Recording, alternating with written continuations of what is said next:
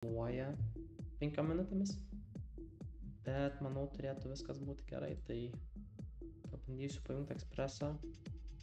Šiaip labai ilgai nestreaminau, dabar ant naujo kompo viską setupinau, tai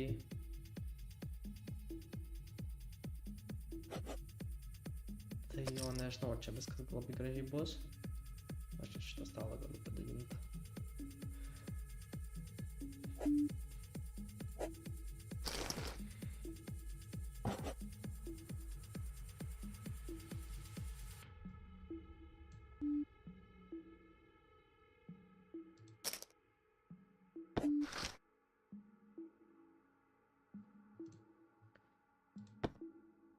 Gerai, tikiuosi dabar viskas veikia. Turėtume live būti.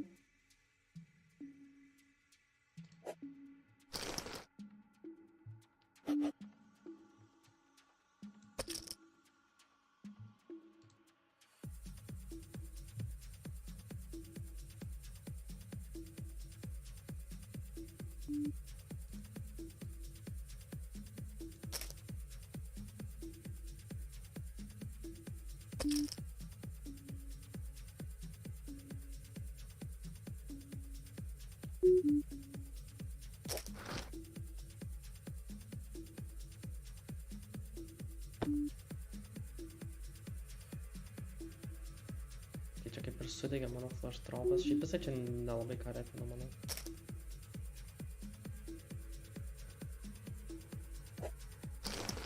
Čekindamas ant kryno.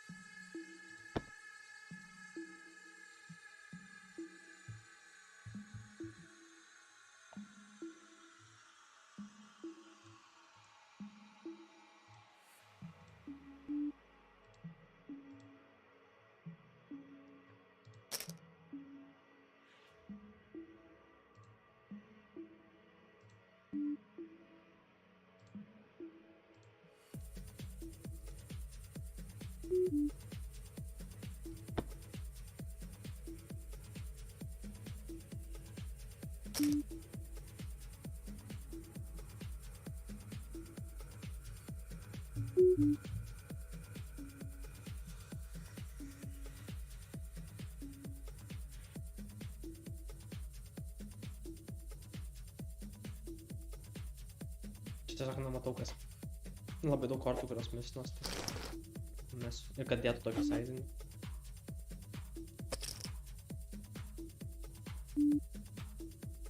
Tai jo, lauksiu komentarų jūsų. Labas gintarai. Pirmas mano streamo komentaras. Šiaip man atrodo, gal net pirmas streamas šiais metais čia mano, jei neklystu. Labas akšinčia. Man irgi tave malonu matyti.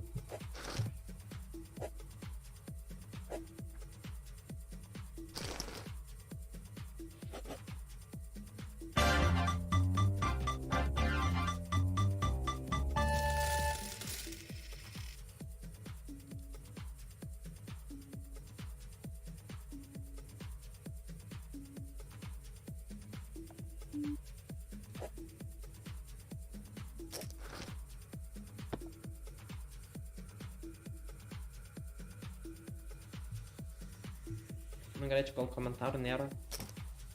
Galbūt pajungsiu 2 stalus pabandyti. Kaip čia veiks. Man čia reikia uždėti šitą stalą. Galiu įdėti kitą stalą.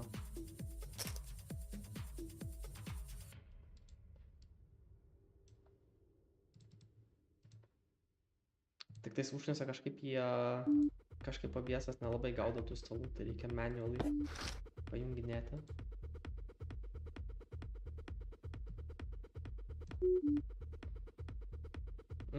Parašykit, ar gerai matosi tie du stalai.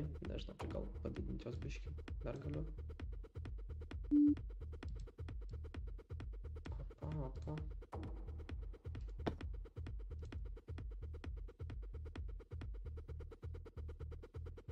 Turėtų okei būt, manau.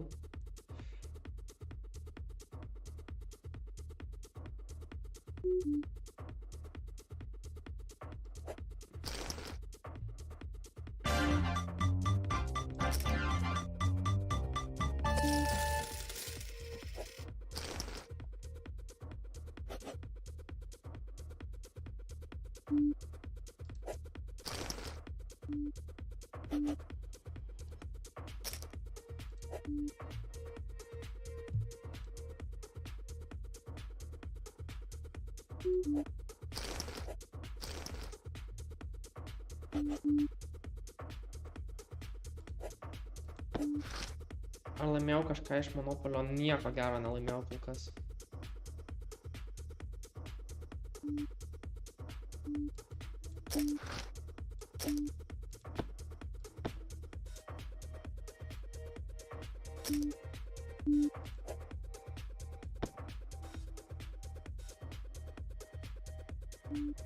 Galėtų tie video išsisaugoti, kad paskui būtų galima pažiūrėti. Jie išsisaugo YouTube'e į ką. Ir man tai, jeigu tu nueisi į YouTube'ą Spino mokyklą, tu gali matyti tenais išsaugotą, pavyzdžiui, Eriko praeitą Twitch'ą.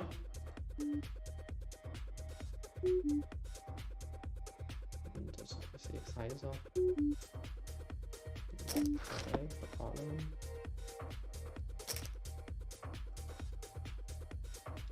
Labas, Ramūnai. Prastai girdisi. Tuoj, okei, pareguliuosim. Testas. Mikrofoną aš ant max uždėjęs.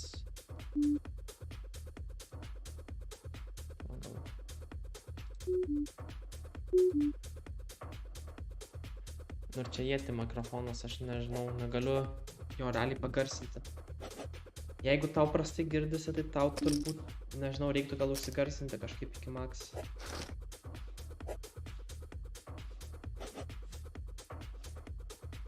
Iki max garso.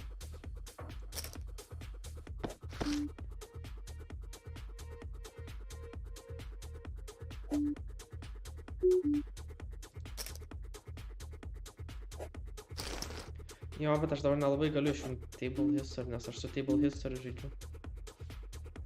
Tai galiu vieną stalą tada padaryti, tada gerai matysi.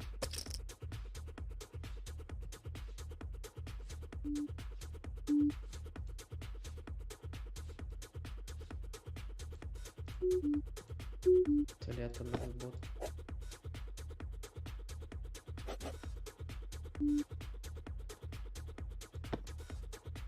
Kaip mėnesio pradžia prasta šio. Kol kas down gal 10 000 esu. Čia viena blogiausių mėnesio, turbūt pati blogiausia mėnesio pradžia šiais metais.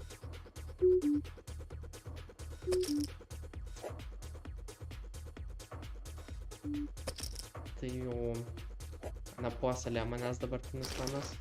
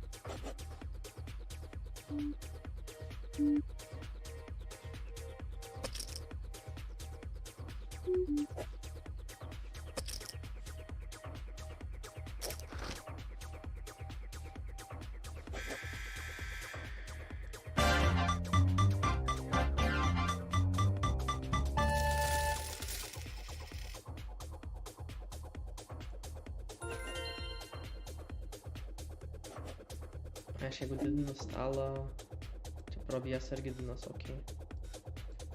Žinosiu.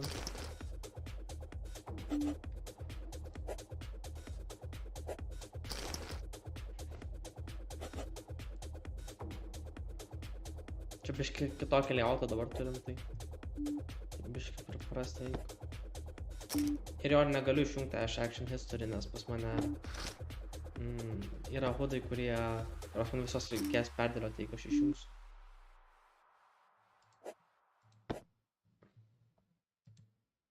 Nu, jeigu du stalai, tai labai mažiukai tokie gaunasi. Tai gal su vienu žaisim. Pajungtum.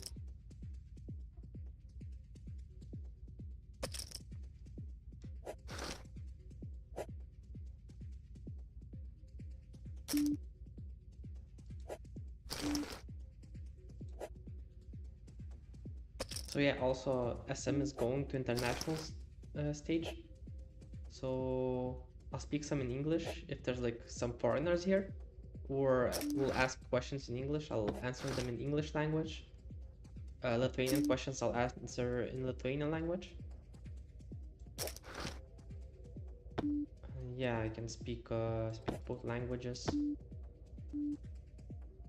And maybe if I'm speaking in general, maybe I should try to speak more in English, so that people from other countries can understand what I'm saying. Tai o lietuviams, kurie nelabai moka angliškai, tai pasakiau, kad aš atsakinėsiu į lietuviškus klausimus lietuviškai, angliškus angliškai. Ir jo, kad niekas nebūtų nuskriaustas. O šiaip gal labiau bandysiu angliškai kalbėti, nes manau vis tiek dauguma žmonių angliškai moka. Ir jeigu užsieniečiai, tai jie lietuviškai tikrai nemokės.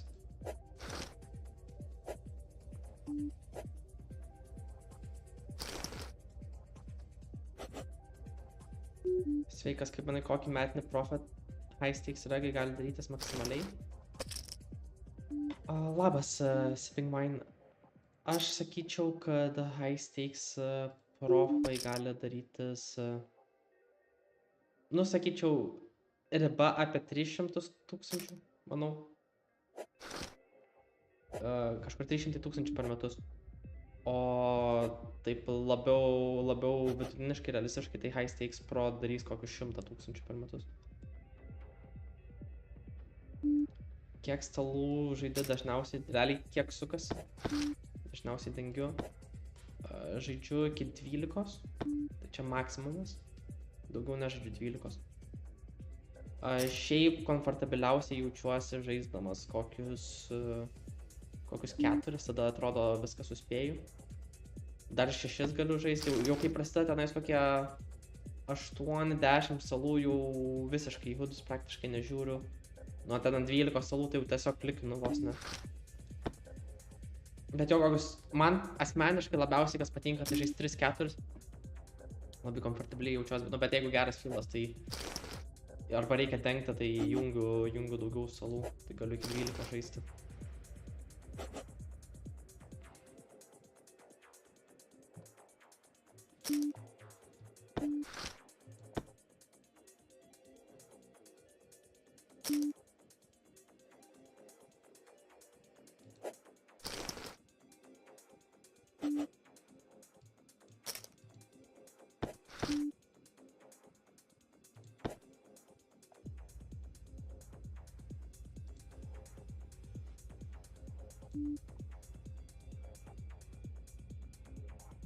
Potą dėjo, bet turiu gačotą plus porą.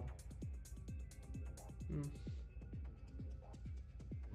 bet tas potas, tai čia labai strong buvo.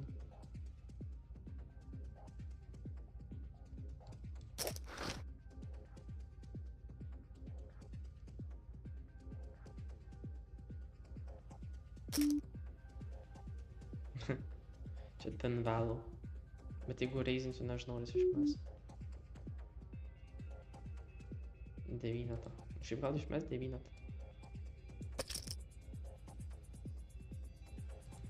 Turiu labai tiesiog idealų blokerį bluffą.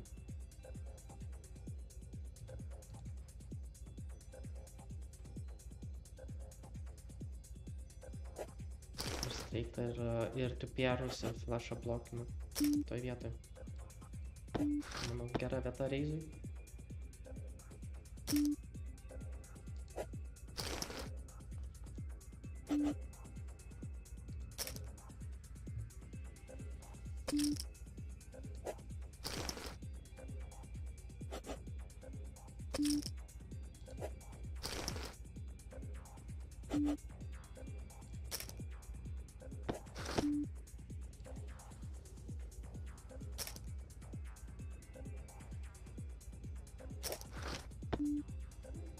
Čia jisai vieną streetą floatino su viskuo, manau. Ir dabar turi net daug random trash'o turėtų paleisti. Žinoma, trojka čia toliau Collins. Ar jau Lietuva? Taip, jau kurį laiką Lietuvoje vasarą grįžau į Lietuvą. O čia, manau, galiu grūst Toliną. Bet ar trojka Collins, Toliną, nežinau, ar trojka Collins. Nu, bet reikia bandyti. Gal 7 kokį turės. Tai jo, aš jau kurį laiką dabar Lietuvoje esu. Į ką tai daug labai travelinau šiais metais. Aplankiau daug įdomių šalių. Malaiziją, Tailandą, Turkiją, Singapūrą, Vietnamą. Jo. Ir Italijoje dar buvau. Tai labai daug kelionių. Daug skraidžiau, šiaip truputėlį vargina jos, jau po to, kai labai daug keliauju. Taip pat ganėtinai nepatogu dažnai yra grininti. Realiai Monikos susimtampiausi lagaminę. Bet tas Monikas toks mažiukas. 27 colių. Dabar namie turiu 50 colių Moniką, tai visiškai kitaip žaisi. Toks labai kaifas šiaip. Daug stalų gali susijungti ir dideli dar skaičiukai visai yra. O jeigu su to mažesniu Moniku žaidži, tai nepatogu daug stalų, ypatingų dar hudus nori būti pasijungęs. Aš su hudu žaidžiu, žinok, Korsakai, bet tiesiog čia on stream nepajungęs, kad rodytų savo hudą. Nes tiesiog labai daug skaičiukų beveik niekas nesupras vis tiek, ką tie skaičiukai reiškia, tai nėra prasmės jungti. Ir kažkada klausiau publikos, tai dauguma nubalsavo, kad nenori hudų, tai ir nejungiu. Sveikas Dyva, kaip tau sekasi?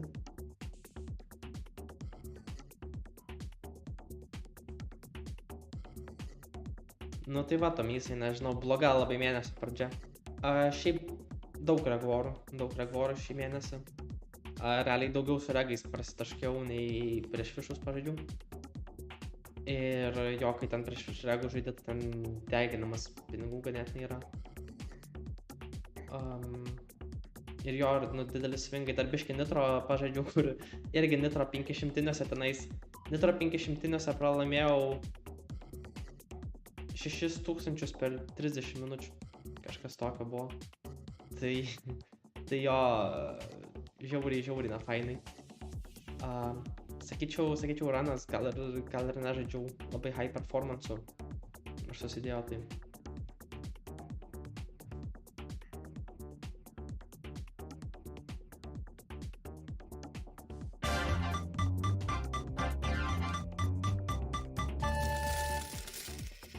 Sveikas ir tu Playing Addict, kaip tau sekasi, senai matyti. Šiaip daug senų matytų nikų iš senų streamų. Smagu jumis vėl pamatyti. Ar Ladyboy bandėjai Tailande? Ne, bet sutikau ne vieną Ladyboy, net mano draugų, Tailando draugai ten turėjo Ladyboy draugą. Ar draugą.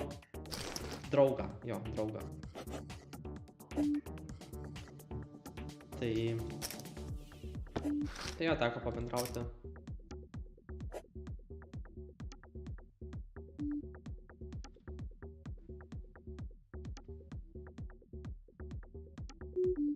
Ne, korkašai vis tiek, nežinau, korsakai.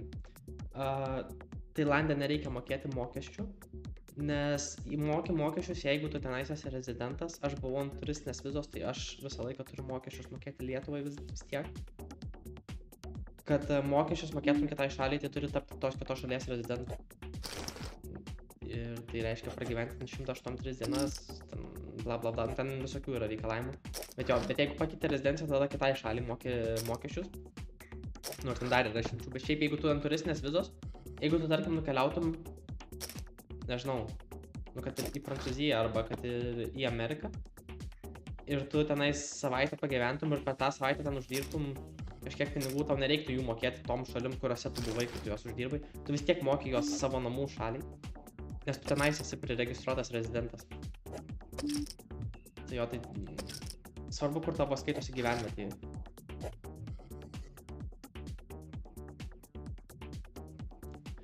Labas Gonaksai. Kaip Tailande su interneto kokybę galima grindinti? Priklauso nuo vietos labai, bet pavyzdžiui, aš Bangkoke buvau, tai labai daug vietų labai gerą internetą turiu, sakyčiau. Ypatingai, jeigu gyveni mėnesio arba ilgiau, gali pasiimti privatų modemą. Ten už 20 gal eurų, sumokė 20 eurų, tau atneša privatų modemą. Ir tu turi tiesiog savo modemą ir šviesolaidinį internetą. Tai sakyčiau tas pats kaip Lietuvoje praktiškai internetas. Jeigu ant tos vietos, žinoma, jeigu tu tenais būsi ant šiaip hotelio public interneto, paprasto, tai ten žiauriai lagins. Arba jeigu kažkokioj, nežinau, šitį vietoj gal lokacijoje, jeigu būsi, irgi gali laginti. Ir tas Tailandas irgi, aš čia pasakiau apie Bangkoką, bet jeigu tu Tailande būsi kokioj saloje, tai tenais gali visiškai tokia situacija būti su internetu. Bet, pavyzdžiui, dideliuose miestuose tai liuks internetas, sakyčiau, jeigu tinkama lokacija. Ar hand-to-node hoodą naudoju? Taip, hand-to-node hoodą naudoju. Ar vedi pamokas nuo mokyklos mokiniams, jei taip, koks valandinis? Ne, nevedu. Per didelis būtų valandinis ir neapsimoka man tiesiog. Tai vedu realiai tik tais mokyklos mokiniams.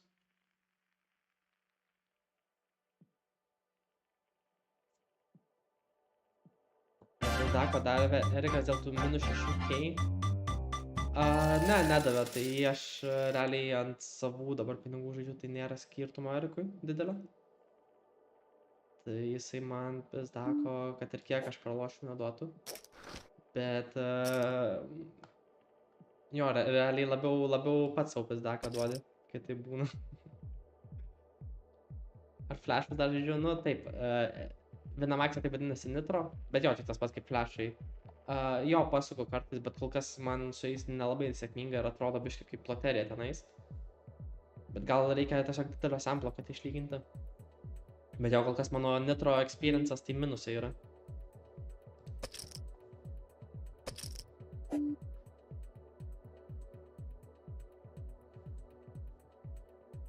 Kokius dar limitus žaidžiu? Žaidžiu nuo 100 iki 500. Tai ir maksimalius žaidžiu.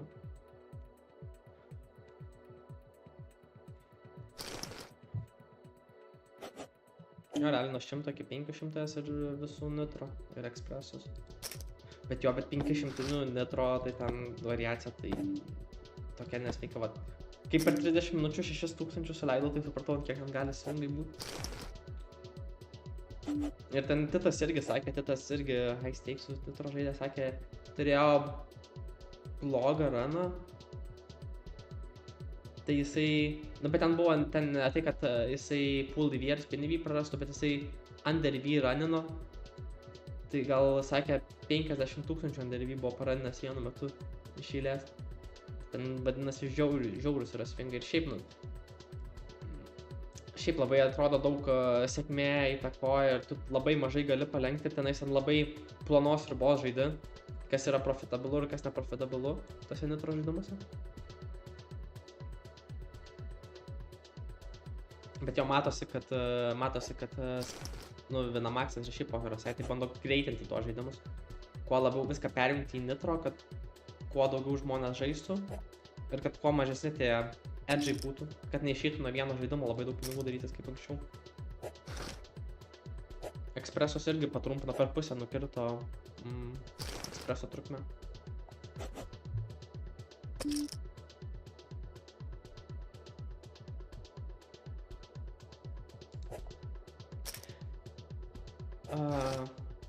Korsakas rašo, aš galvojau, kad kaip tik Tailande pagyvent varit per pusės metų dėl mokestinių priežasčių.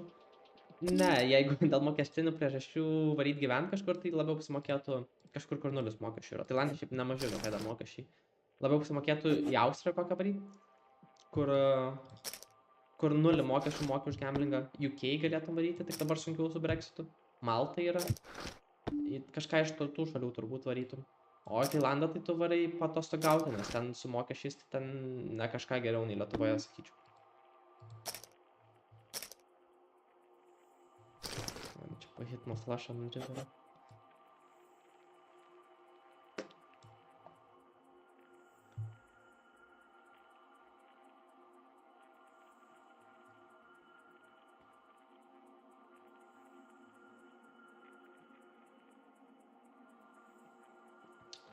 Kaip mokesčius deklaruoti, ar 15%, ar pagal individualią veiklą, tai reikia pasirinkti taip. Tai jeigu pokeris yra pagrindinė veikla jūsų, tai jūs tada mokat pagal individualią veiklą, o jeigu tai yra kaip antriniai pinigai, pavyzdžiui, jūs dirba darbą ir iš pokerio dar kažkiek laimi, tai jūs gali 15% tiesiog mokėti.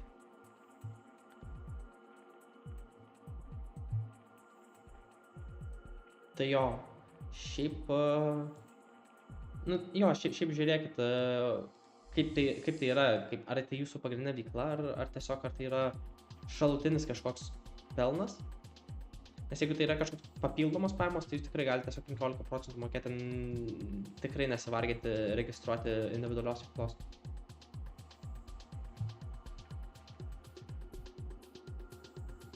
Kad ten nitro su tokio reikia Winamax neįmanoma beatinti jau. Nu, žinok, manau įmanoma, kai ten pamėto ten nitro žaidėjai grafikų, tai jie ten atrodo visai pasidaro nemažai pinigų. Kad beatinti manoma, su statusu tai tikrai manoma beatinti. Tai klausimas, ant kiek tas beatinimas yra, nes jeigu tu ten beatini vos, tai tau svingai bus tokie dideli, kad gali žiauriai nervus nurauti. Tai jau sutartis nutraukė, mes su Eriku dabar ant special sutarties esame.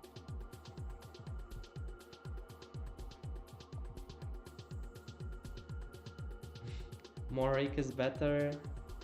Diva says, yeah, that's something Daniel Negrano would see. Gal paimsiu kokį nitro?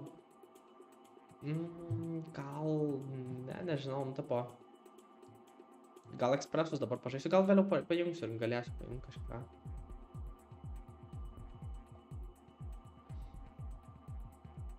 Ar nėra minčių pereiti MTT? Nelabai, man biški nuobodus tas formatas ir mane užnesa atsisėsti ir ten būti kalintam ten kokiom 6 valandom ar 8 valandom ar 4 valandom, kad ir kiek tas MTT trunka. Man kažkaip patinka spinuose, kur gali prisėsti, pažaidi kiek nori, tada kai atsibosta nuvarai. Gali bet kada žaisti, bet kurio laiku. Nu jo, man turbūt tas faktas, kad tiesiog kai atsibosta arba nenori žaisti, gali tiesiog nueiti, ne taip kaip MTT. Tai man kažkaip MTT nėra labai smagu, aš bandžiau MTT pažaisti neseniai ir kažkaip žiauriai nuobodu buvo tiesiog. Tiesiog labai nuobodu, negalėjau net žaisti. O va spinus man kažkaip įdomiau.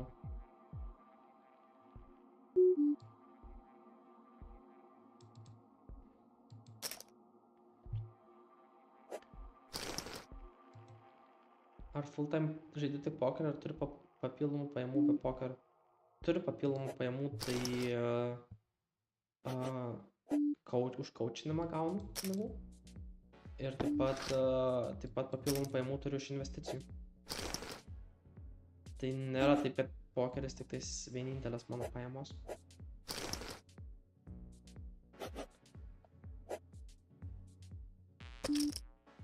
Ar gaudai leaderboardus ar ne? Nu, priklauso nuo dienos, kartais pagaudau, bet ne visada, kartais neišeina tiesiog. Arba neapsimoka gaudyti.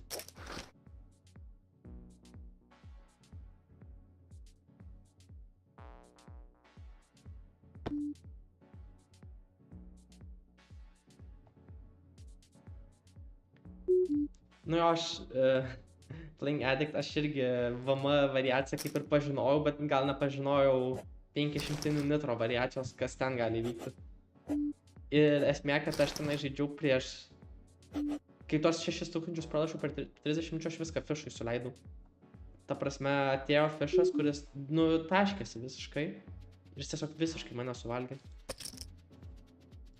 Visą laiką uždominuotas būdavau prieš jį. Tokia tikrai skausminga patirtis. Ar nebuvo svarstymų savo stable daryti? Ne. Man atrodo per daug darbo. Tiesiog labai sunku. Labai daug darbo. Aš jau geriau statyčiau kažkokį kitą biznį. Nei stable kurti.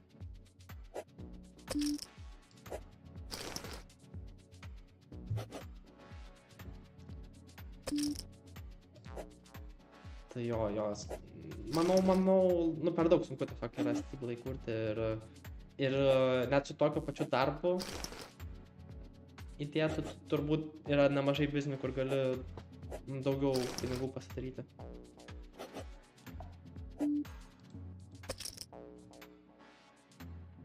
Tai 100k bankroll jau turiu sukaupęs ant savęs. Na taip, turiu virš 100k, bet aš nemanau, kad net reikia 100k dabar su pūlais. Nes, nu, tu su pūlais, nu, tu nenumisvuosi 100k. Tau 100k reikėdavo gal, kaip nebūdavo pūlų. Ir tada ant savęs žaisdavai, nes ten variacija kosminė tada. Bet dabar pūlai jie labai sumažina variaciją, tai tu, nu, tau reikia tiesiog turėti pakankamą bankrollą, kad kai tavo spinevijai minusuos. Kad galėtų atlaikyti ir nebūtų kažkokio ten... scared money, baimės, kaip sakoma.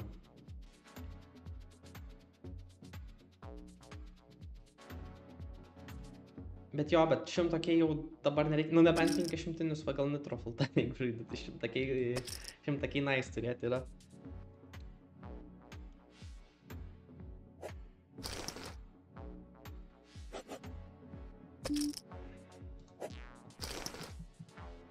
Ar buvai kažką didelio užsukęs nuo paskutinio streamo? Tai buvau... Nuo paskutinio streamo buvau užsukęs 3 kartus po 100 000. Ir visus kartus antras arba trečias likau. Tai jo... Na, fainai. Na, bet nieko, 4 kartas garantuoja, kaip sakoma, tai... Lauksime 4 bandymą.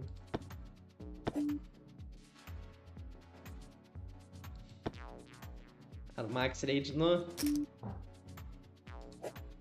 tas rage toks, nežinau, buvo, kad išpučiu orą, bet nebuvo kažkoks, gal viduj labai daug prisikūpė emocijų, net išjungiu tiesiog. Ta prasme, galėjau toliau žaisti, nežinau, kad fišas taškosi, bet tiesiog išjungiu, nes jau skaudu buvo grafike refresh mygtuką paspausti.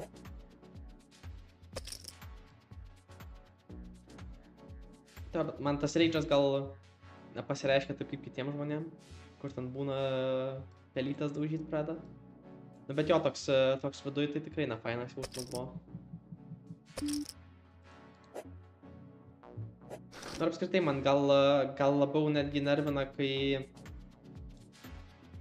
taip labai trumpoj atkarpoj man nieko, bet man vat kai ilgesnį laiko periodą, vat dabar vat pavyzdžiui yra, kur nuo praeito mėnesio antros pusės iki dabar, nu, atrodo tiesiog negaliu laimėti ir atrodo, kad didžią laiko dalį būnu neteisus, kai spėju, ką oponentai turi. Oponentai mano kortas mato dažnai. Ir dar flipus visus, nu ir prie flopę žiauriai atsitrinkinėjau irgi.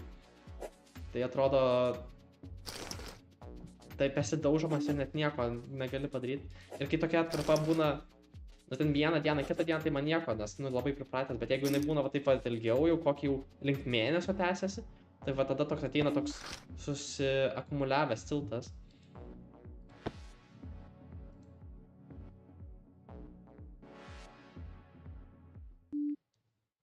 Ar esi išlaidus žmogus, ar labiau taupus? Sakyčiau, daug labiau taupus. Turbūt galėčiau gyventi daug tokį labiau fancy lifestyle, nei dabar gyvenu. Su savo pajamomis.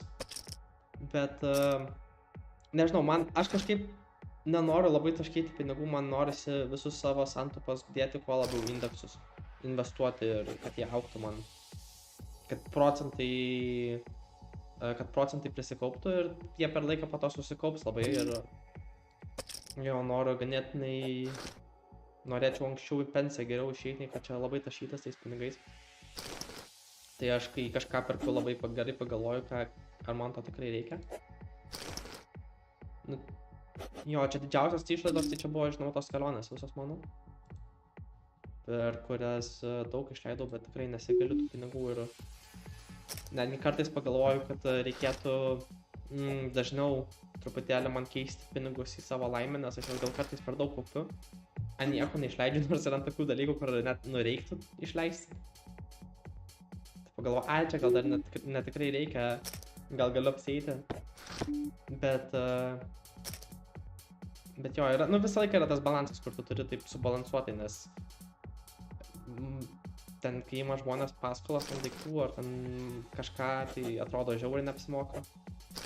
Bet jeigu tu kaupi tos pinigus visus ir neenjoyini savo gyvenimo normaliai, o tiesiog viską laikai banko sąskaitoj, kad tipo, nu, tie pinigai kauptųsi, tai okei, tavo skaičiukai banko sąskaitoj kaupiasi, bet tai kas iš to, tu daugiau laimės nuo to negauni, nes nu, tu nepaverti tų pinigų į materialią naudą kažkokią ar experiences. Skaičiau tokią knygą įdomią, knygos pavadinimas yra Die with Zero, numirk su nuliu. Tai knygos esmė yra, kad nu, mes realiai turėtume bandyti taip išbalansuoti, kad iki savo gyvenimo galo vos neišleistume visus savo pinigus kažkam, tiems dalykams, kurie mums atrodo svarbus. Ir to knygoje taip pat sako, kad tu gali pinigus ne tik investuoti kaip į akcijas ar dar kažką, bet tu pinigus gali ir investuoti į patirtis, nes tu jeigu sumokėsi, nu kaip ir sumokėsi tos pinigus už patirtį, ypatingai jeigu ankstyvam gyvenime, kol tu dar jaunas, bet tau ta patirtis išliks labai daug metų. Ir jo, kol tu jaunas esi, yra labai daug gerai įvairių patirčių prisirinkti. Tai ne tik, kad tau duoda gerų atsiminimų, bet taip pat ir duoda daug skirtingų, nu, kaip ir patirčių, ir kurias tu galbūt galėsi ateityje panaudoti kažkur. Pavyzdžiui, kažkokį biznį kuriant ar kažką. Nes tikrai, nu, dabar pakeliavęs, kai pamatai daug skirtingų kultūrų, daug skirtingų dalykų juose, tu gali labai sugalvoti įvairių būdų, kur, pavyzdžiui, gal iš kitos kultūros kažką pernešti į kitą šalį ir tenais išpopuliarinti. Nu, čia kaip pavyzdys būtų, kur tu patirtį panaudotum, pavyzdžiui, savo biznį. Tai jo, šiaip daug visai įdomių idėjų to knygoje yra. Rekomenduočiau visą ją.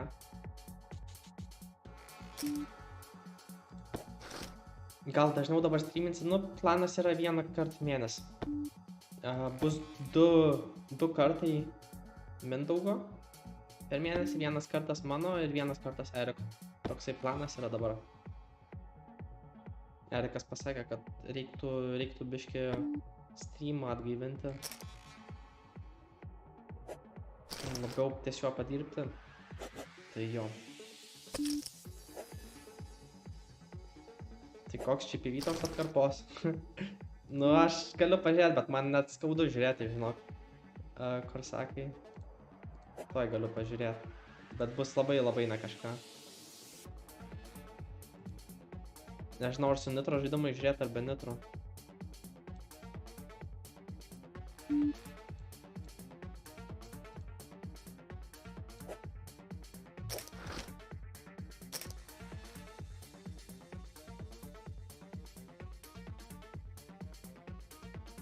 Jo, Playing Addictas, tas toks tiltas, kuris per ilgą laiko tarpą, tai jis yra pats, sakyčiau, labiausiai žudantis.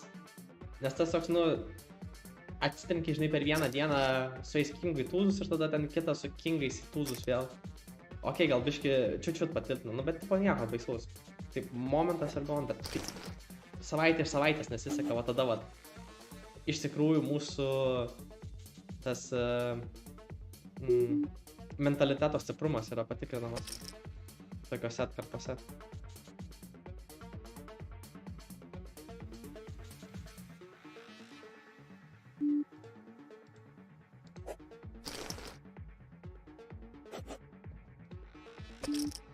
Laudina į ką grafiką, tai pasakysiu čia pivykiai užlaudins.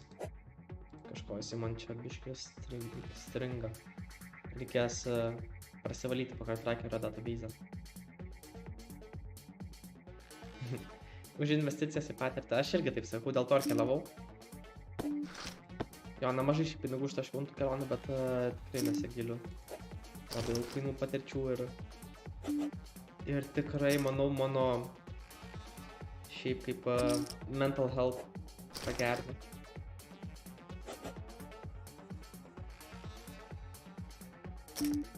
Ir šiaip supratau, kad daug geriau jaučiuosi, kai truputėlį paįvairinu gyvenimą, o ne taip, kad tą patį per tą patį darau. Nes jeigu per ilgai tą patį per tą patį darau, tai pradedu depresuoti truputėlį. Kokį čia sizing galiu aš išmest. Čia net nežinau, ką repinčiau. Čia reikia dėti overpotą, nes nieko nerepinu.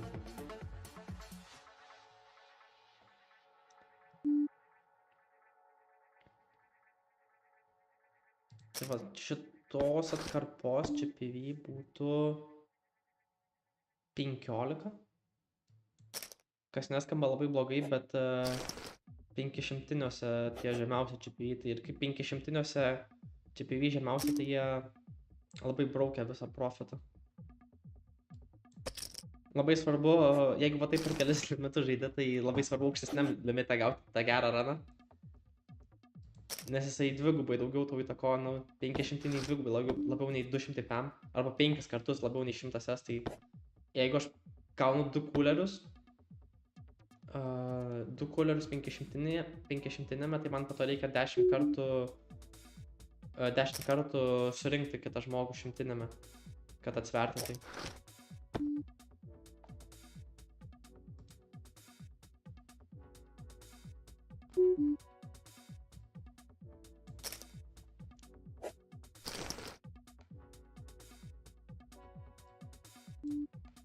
Nebūna minčių nežaisti pokerio, kai pralaimi, tarkim, 20 000 ar kokia riba, kiek pralošęs nežaistum pokerio.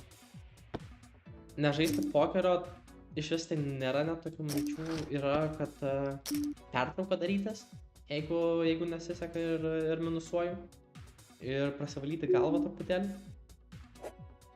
Permąstyti, ką blogai darau, kas daug labiau pereiti į mokymąsi, o ne į grindą. Ir susitvarkyti, kad ir ką aš blogai darau, dėl ko aš minusuoju. Jeigu labai ilgą laiką minusuočiau, dar taip nėra labai buvę, bet jo, tada aš turbūt limitais jau geriau leisčiaus, bet pokerio aš nemanau, kad nustočiau žaisti, nes man reikėtų tada turėti kitą kažkokį biznį, į kurį galėčiau investuoti savo laiką. Ir mokiausi dabar swing tradinimo, bet visiškas nubas esu, tai tikrai negalėčiau iš jo gyventi.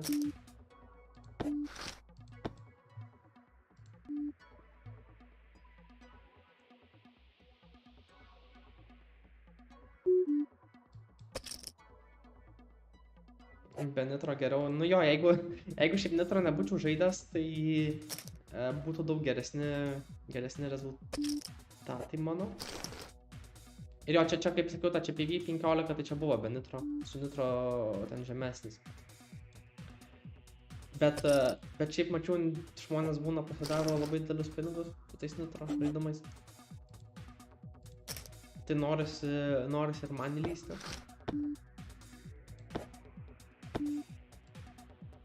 Ir manau, aš čia tiesiog man labai variacija kol kas nedovanoja nitro žaidimuose. Iš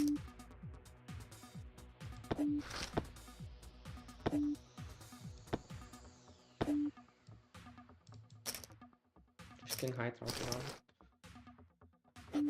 Nes jis būtų man vis tiek tų sudėjęs.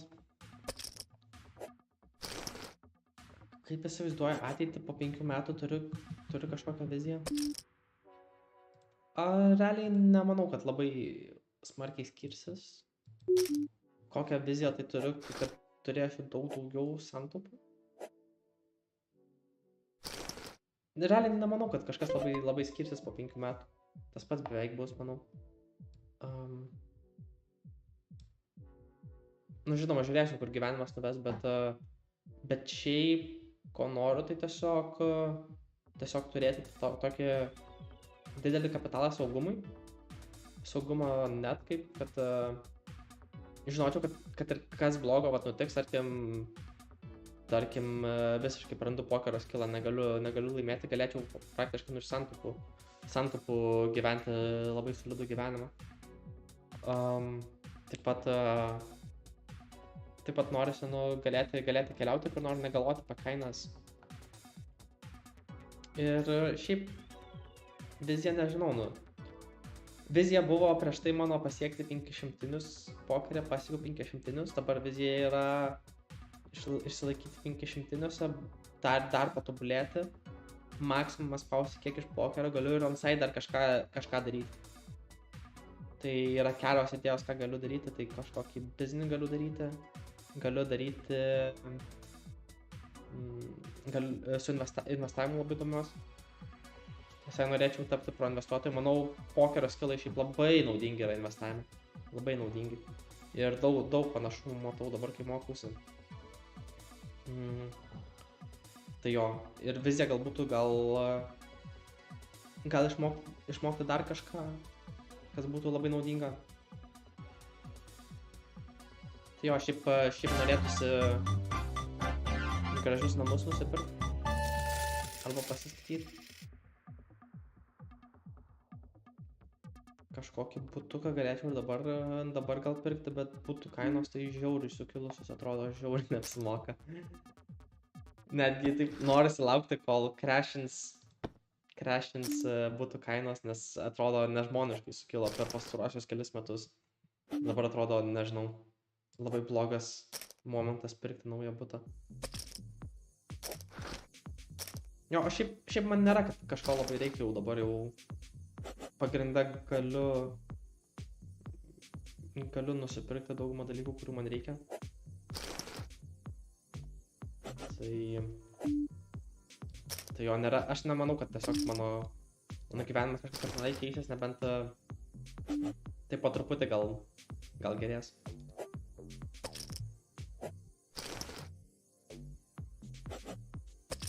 Tai čia realiai normaliai gan minusą gaunasi viena akcija su 15 HPV. Jo, daug minusą gaunasi visai. Negera atkarpa dabar, negera. Pakartok, kokią būtent trading mokasi, swing trading vadinasi. Kaip yra įsivaizduok, tradingime, sakyčiau, 3 trading būdai. Tai yra day tradingimas, tai yra, kai realiai tu tradini tenais minučių tikslumu, realiai labai darai short trade'us ir dienos gale vos neuždarai visas savo pozicijas. Ir tu tenais gaudai tokius labai mažus pokyčius. Tai čia vadintųsi day tradingimas. Tada kitoj visiškai pusėj yra investavimas. Čia gal pareizinsim. Kitoj visiškai pusėj yra investavimas, kur tu tiesiog įdedi savo pinigus į kažką.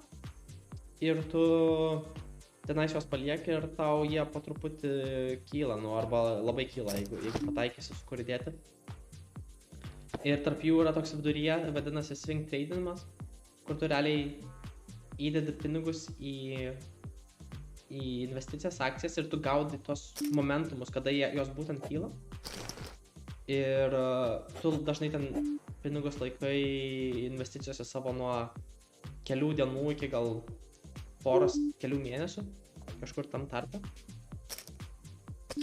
Ir returno prasme, man atrodo, swing tradinimas yra geriausias, plus jisai, nu ir iš day tradinimo gali labai didelius procentus pasidaryti, bet day tradinime tu turi kaip full time jobą dirbti. Tu turi kiekvieną dieną atsisėsti ir klikint ten ieškoti dirbti. Swing tradinime tu labiau taip gali per savaitgalį tenais kažką pasistudijuoti, pasižiūrėti, kurios akcijos geros dabar pirkti, atrodo. Ten pirmadienį nusiperki, po to vieną kartą ten dienoj ar 2 kartus dienoj pasižiūri, kaip tenai sekasi. Kažkur uždedi tenais limitus, kur parduoti, kur ką padaryti. Tu gali turėti labiau swing tradingą kaip side business. Mažiausiai reikalų naudojamas, mažiausiai jėgų ir energijos ir laiko yra, žinoma, naudojama investavimui. Tai tu tiesiog surandi kažkokią akciją, kur tu manai, kad kils. Pavyzdžiui, sakai, Google'as čia žiauriai traiškis, pakils ten 3 kartus per kelis metus. Ir tu tada įdedi pinigus ir tiesiog jos pamiršti ir laikai tenais tiesiog. Arba pavyzdžiui, indeksą gali investuoti. Sudedi savo pinigus į indeksą, palieki tenais pinigus ir lauki, kol jie kils. Investavimas tau atneša mažiausiai procentų, bet tai yra lengviausia ir tai mažiausiai laiko reikalauja.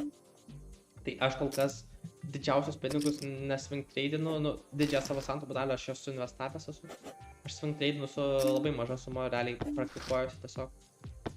Nes aš esu profitabilus swing traderis kol kas, nemanau. Arba barely ten profitabilus.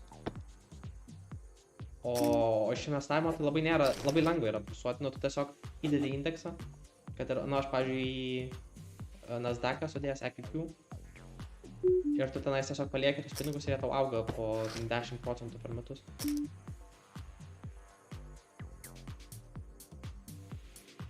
Swing tradinimo akcijų biržose ar kripto?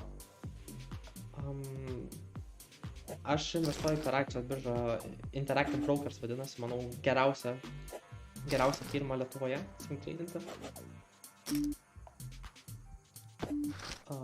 Jo, nelabai net yra gerų konkurentų, per kur kitur tai daryti, ypatingai kalbant apie visokius fees ir panašiai.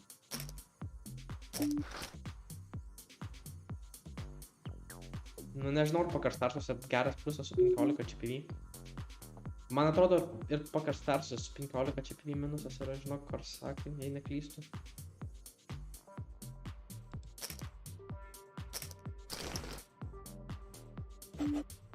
Sveikas, Domai. O senai matytas, kaip tau sekasi? Ką dabar veikia? Čia gal tiesiog grūsiu liną. Blefas išmesiu, prieš vėlų turėsiu daug kotų.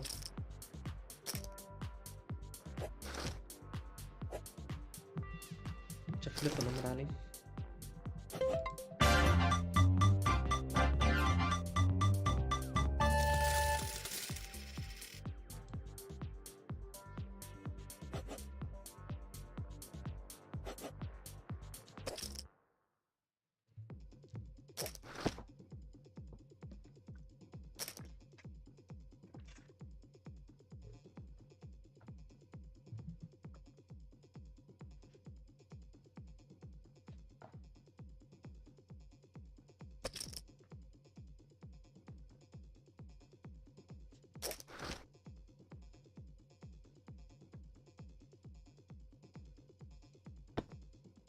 Tai jo, šiaip patarimas, jeigu nežinot, ką su savo santaupom daryti, tai palikti banko sąskaitą, tai manau nėra labai protinga, nes tiesiog infliacija valgo jūsų pinigus. Tai geras pasirinkimas yra indeksus sudėti ir rekomenduočiau Interactive Broker saitą tam. Tiesiog sudedat ir laikot ir jie turėtų kilti greičiau, nei infliacija kyla.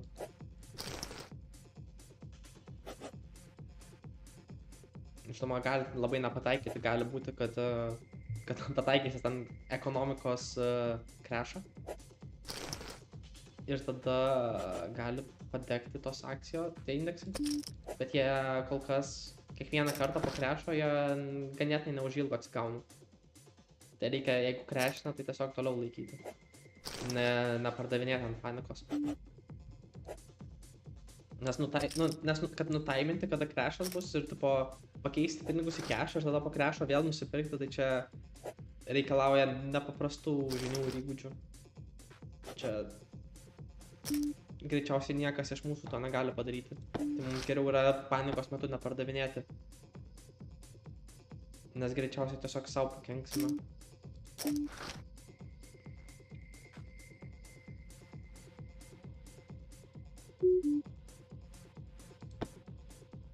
500 su 25% RB plus 5% weekly challenge.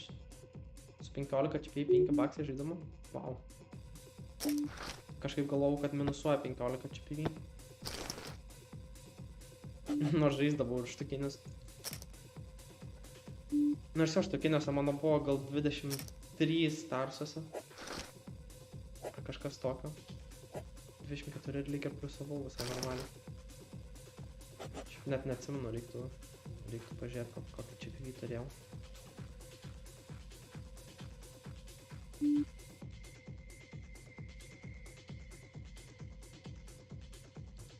Ai ne, galvojau, kad 23, bet dabar pažiūrėjau, kad mano buvo 15 tūkstantiniuose.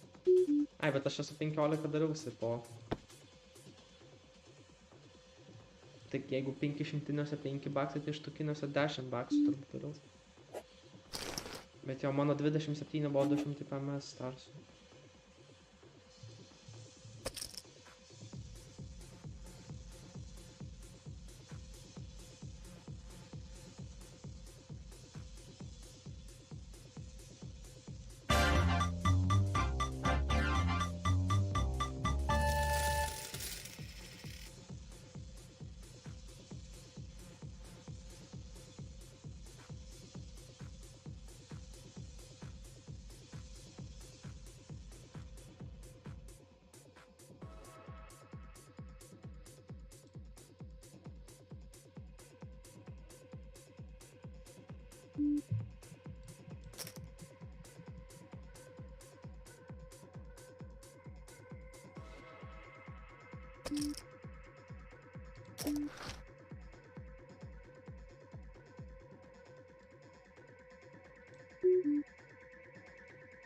Dirbti pradėjai strojkių vadovu. Nu ką, solid mano darbas. Turiu, mano tėčio vienas draugas dirbo strojkių vadovu irgi.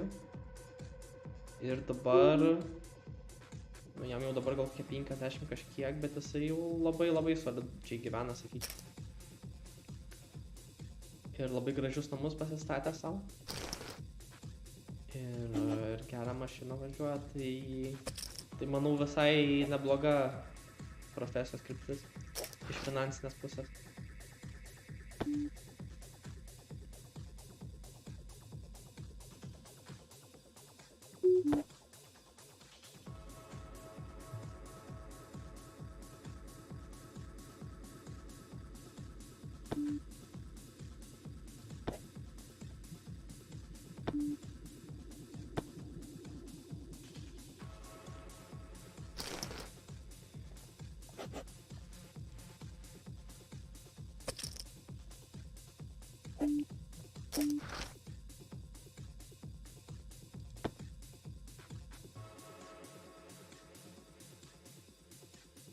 Ir jo, ir jisai,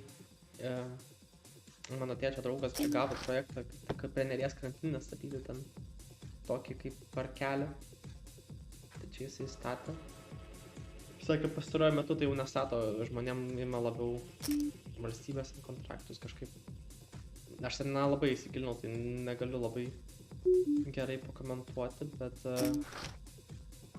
kaip supratau, mažiau problemų daug būna nei kai su individualiais žmonėm.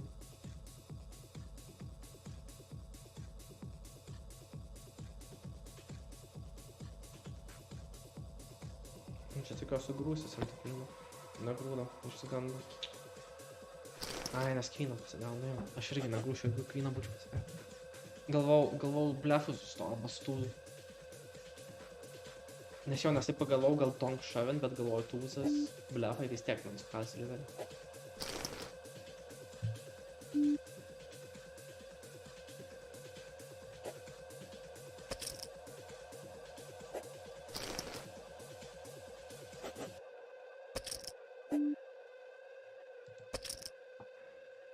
Pasa flash'ai pulų žaidžia nuo game 15 darai pliuso į gerai sužaidėjau. O, wow. Kad aš net mano poker tracker'e kažkaip mažiau trackinu, kad daraus. Gal mažesnė reikbacką įsidėjau. Aš tas irgi, nu, ten max gaudau 100% ir tas max skrinutės.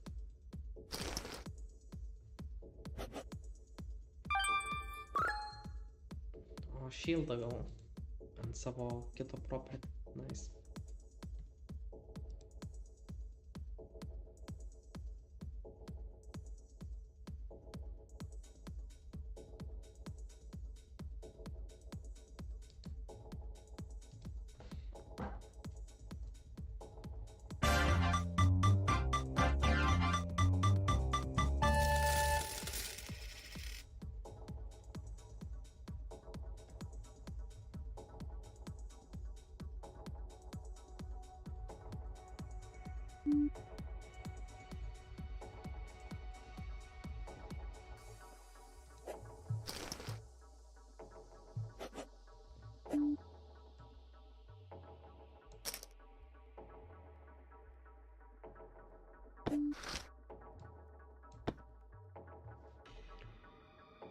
Kaip tėvai reaguoja, kad už juos daugiau uždirbi? Nebuvo iš pradžių skeptiški pokeriui. Tėvai tai labai gerai reaguoja, didžiuojasi lyg ir. Kaip čia reikia kalbėti potą. Visiškai blogiausia handa turi man.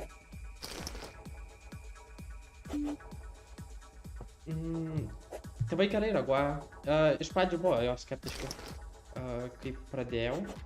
Ir pačioj pradžioj nulius uždirbau. Tai jo ten sakė, kad nesąmonę darau, nes aš darau universitetą, mečiau, kad žaisčiau. Tai jo tokią nuomonę turėjo, bet po to, kai prasimušiau, tai pakeitė nuomonę. Dabar jau jo, dabar labai didžiuojasi jau. Ir palaiko, tai linksma.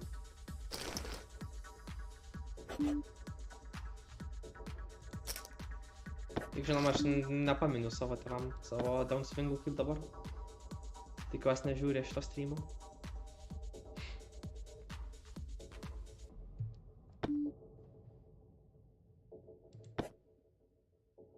I wonder if there's like any people who are speaking in English here?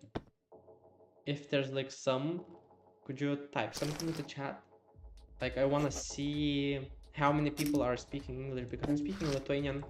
Because I feel like most of my audience is Lithuanian, but there could be like a lot of English people that I don't know about, because I can speak both languages, and I think like Erica's asked to do the stream in English more like, but everyone's writing in Lithuanian language, so I'm just speaking Lithuanian language too.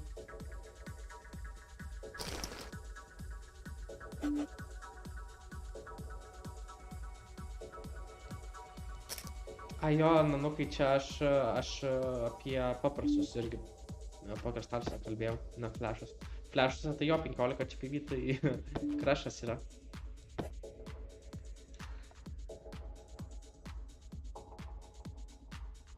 So if there's like English speaking people, I can speak more English. Maybe I'll try to speak English mostly.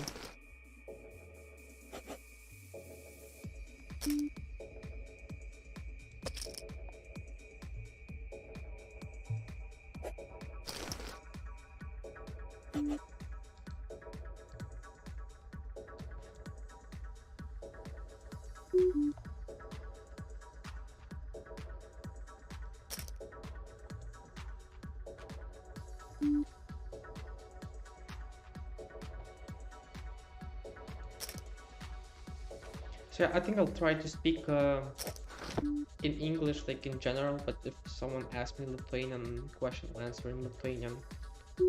If someone asks me in English, I'll answer in English, and in general, I'll speak in English.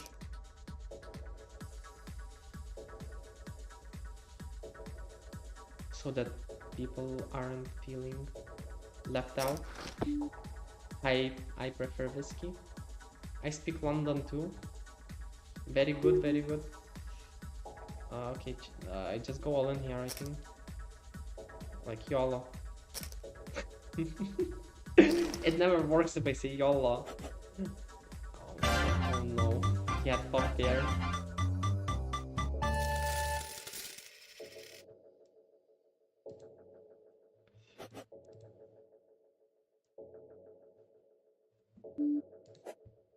I mean, I had 7 high, so I kinda had to bluff.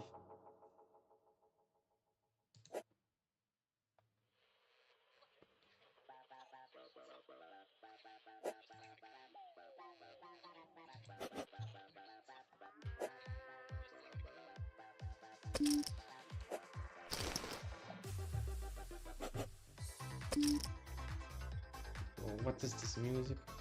Oh god.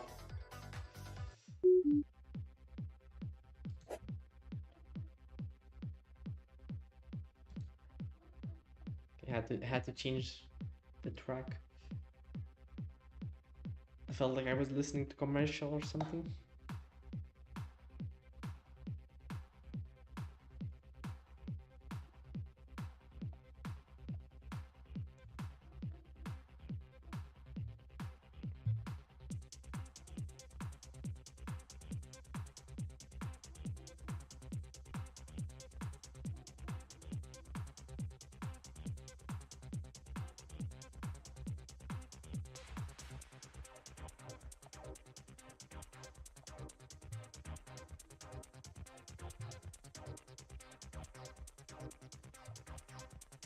So if you have some more questions, ask them. I'll answer with pleasure. You'll only see me like once a month. So if you want to ask something, ask now.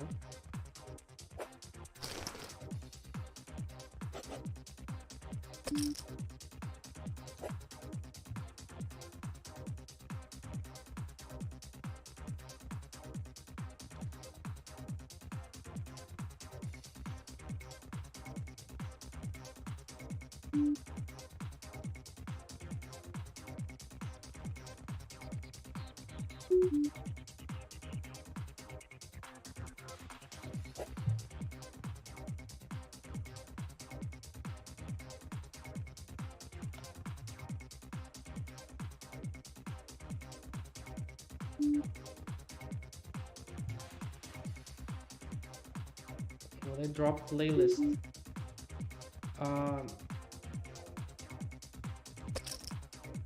The playlist is from Epidemic Sound.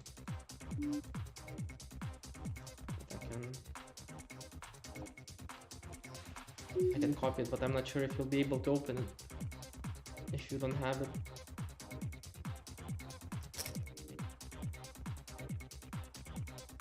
Oh, I need to log in.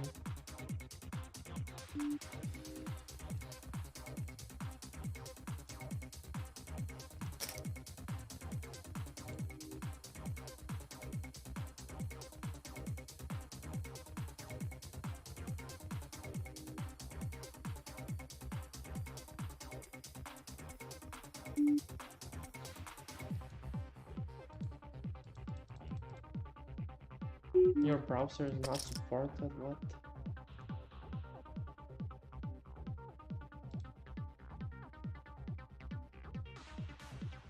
Well, basically the playlist is just on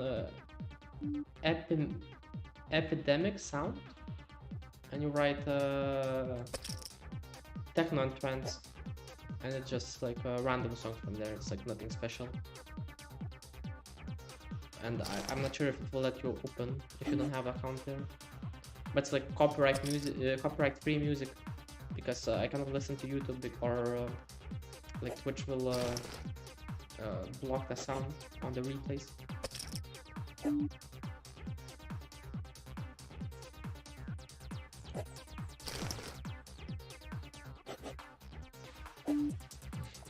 it never works out for me. When I jam all in on ace river, regs never respected.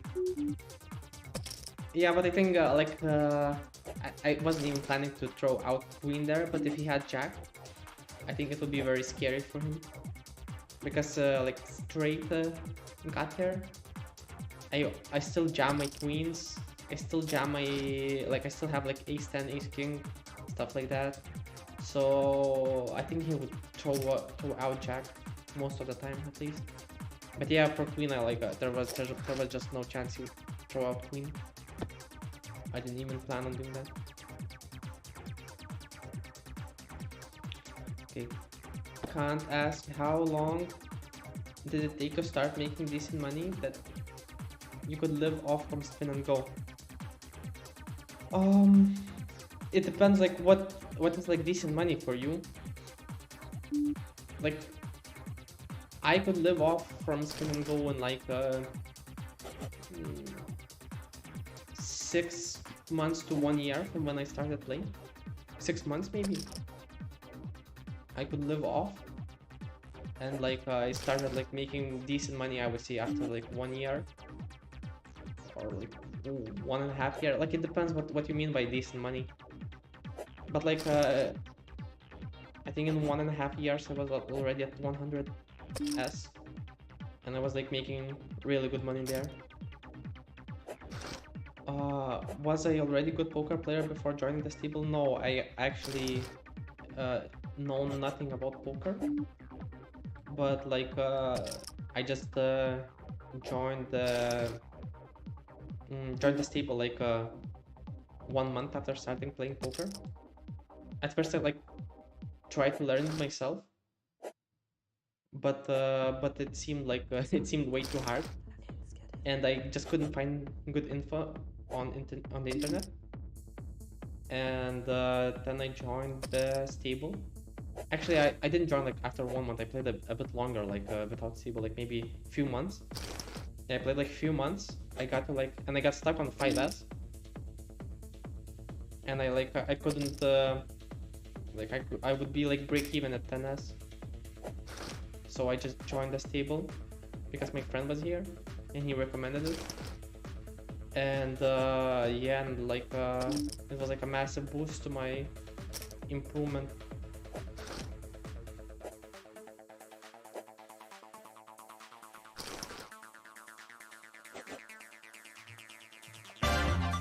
League rank at the moment it's master, but I used to be challenger at one point. But I'm not playing League seriously anymore. It's more like a fun hobby for me now. So yeah, when you're like not sweating and not like try harding every day, it's like really hard to reach challenger.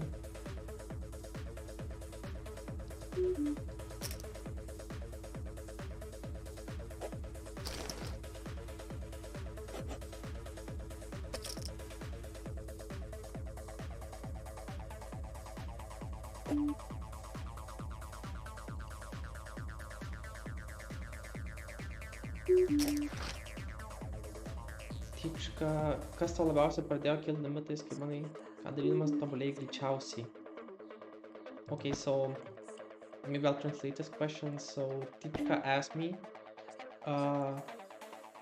what helped me to improve, to raise my limits, and what made me improve like the fastest. So I think by far what helped me improve the fastest was learning from people who were already in high stakes and who were like crushing, and watching like how they play and watching their lesson videos.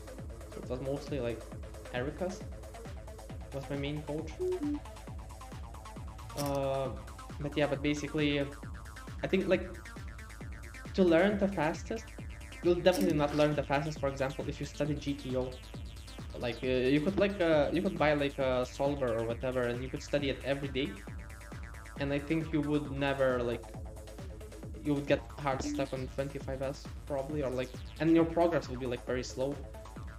I think like the fastest way is to watch the video lessons or get like private coaching from very good players or watch their live plays, how they play, and like it's just like really important to understand like their thought process, like not only what they are doing in certain spots, but why are they doing it? Why are they betting here? Why are they using the sizing and so on? And once you understand how they think, you can like apply it to many more situations. That if you just learn like what they do in this specific situation, you really need to ask the question why they do it, and you really need to understand why they play like the way they do. And yeah, if you like copy people from like who are like on the top, you like improve fastest in like any game. It could be a computer game like Counter-Strike or League of Legends. It could be a sport like tennis, basketball, or whatever. You should always learn from people who are on the top or were on the top, and they know like how to get there. It's by far the fastest way, and much faster than trying to improve by yourself. Because like someone who raises to the top, he can like give you 1,000 hours knowledge, or like not 1,000, maybe 100 hours knowledge in like 1 hour lesson. But if you do it by yourself, you need to spend like those 100 hours to experience it yourself. And I think it's like both are important. It's important to like experience it yourself. So for example, it's important to grind too, but it's very important to get those lessons from people who are on the top or like who are better than you. It doesn't even need to be like someone like very professional. It could just be like if you're like at 25s reg, it could be like 50s other reg who's teaching you, and it would like help you tremendously. Actually, you can like learn a lot from people of similar skill level of you too. So if you're like 25s reg, you can learn a lot from other 25s regs too. But yeah, but I think the important part is that like you learn much faster with other people most of the time. And I think it's very important thing at the beginning when you start playing spins and like poker or like whatever, actually it could be chess. At the very beginning you should be learning much more than you're grinding. So like wait, I don't know if he uses the sizing with a lot of bluffs. 4.5, I mean maybe he does. Okay, that's good. So at the very beginning, you need to learn much more than your grind, because you can learn like a lot of concepts much faster this way. And then like while you're learning, like simultaneously you should grind. Like so you should like study for like 1 hour, and then like grind for 1 hour, and then like study for 1 hour, then grind for 1 hour. I think at the very beginning this is like the most efficient way to improve your game. And I know it's boring because it's like oh, I want to play, I don't want to learn, I don't want to study, but it's like the fastest way to improve. Of course you can only play and you'll still improve, but you'll improve on slower pace than if you're like studying then playing, studying then playing, studying then playing. It will be much faster that way.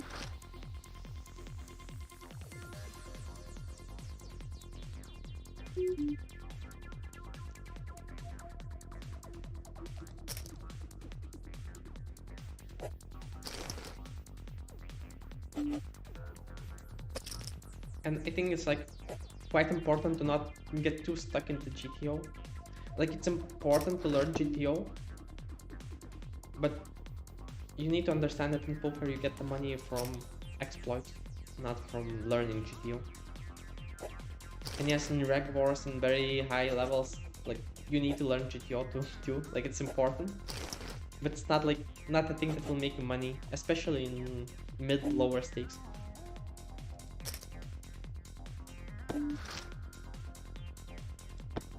Korsakas asks, what sizing should I use on limp pot when I have backdoor flush draw? Both my cards are unders on a pair board when opponent is betting 1 to 1.5 blind in position. think like in most, like the most standard sizing is 3x, but as an exploit, a lot of times you can use 2.5x as a bluff, and people still like fall similar range, but you save some chips. Now I would raise one blind much more often than I would raise 1.5 blind bet, because when people are bluffing in limp bank, they almost they most of the time use just one big blind c bet. It's like the most common thing. So if you're like, if you have a bluff hand, like for a lot of regs, it's like autopilot to just use one blind. But when they get value, they want to raise their sizing. So when they use like 1.5 big blind c bet, it's much more likely to be value. So I would be much more careful about raising that sizing.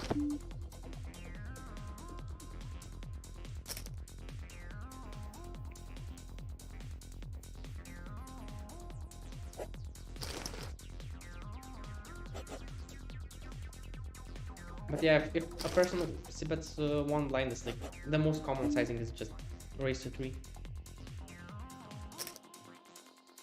You can use like different sizing depending on situation. Like sometimes you may want to go with a bigger raise, sometimes you may want to go with a smaller,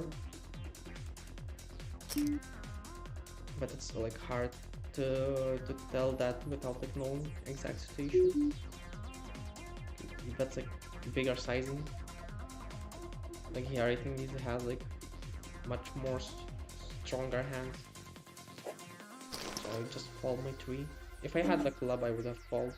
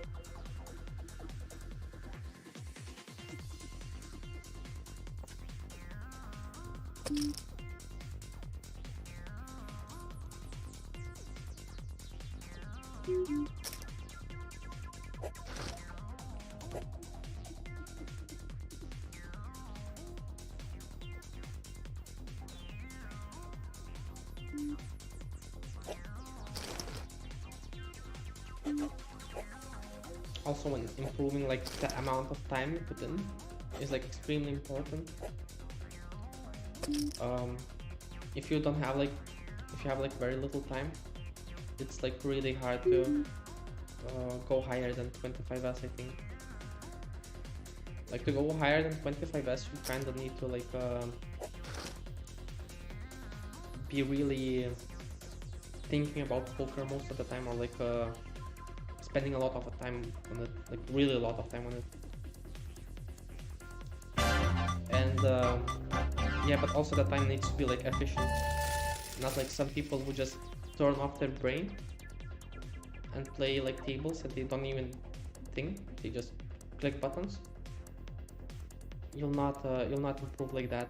You'll just get stuck, and you'll spend like tons of time, and you'll be still stuck, and you'll be very tilted because of that. So it's very important to like spend a lot of time, but also spend that time mindfully. Oh, he uses bigger sizing. That's scary.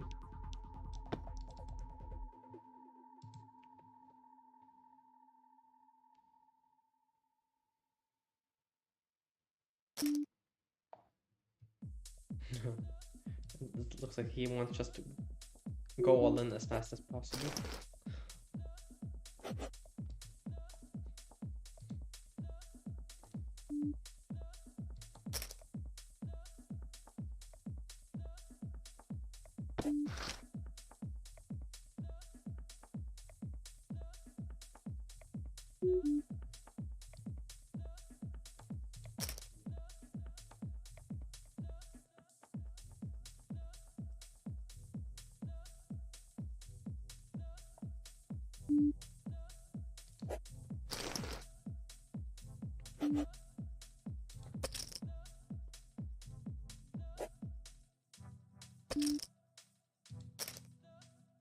Nice, dominating him.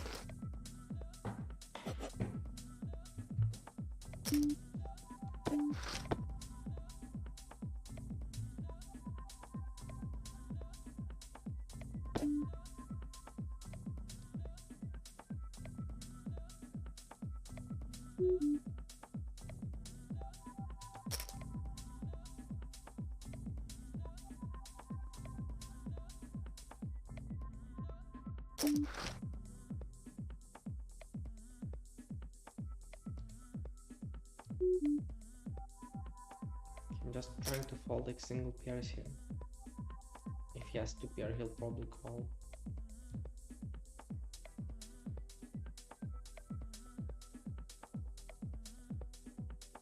Okay, this means he has three, most likely.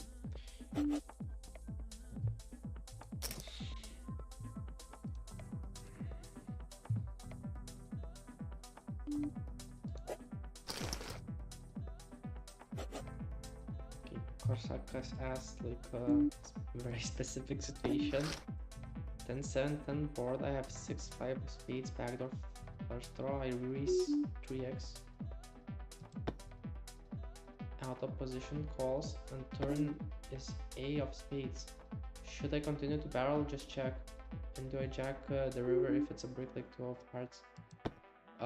If you catch your flush draw on turn, you should always barrel.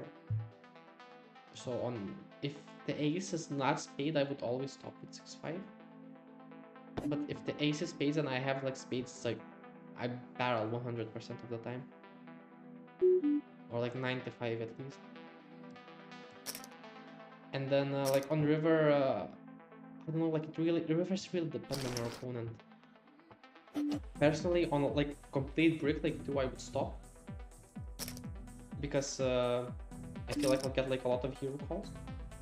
But if a card is something like 8 or 9 that like that makes some kind of like a straight draw, like straight, but mine is missed. Mine like 6-5, it didn't connect. I would jam then.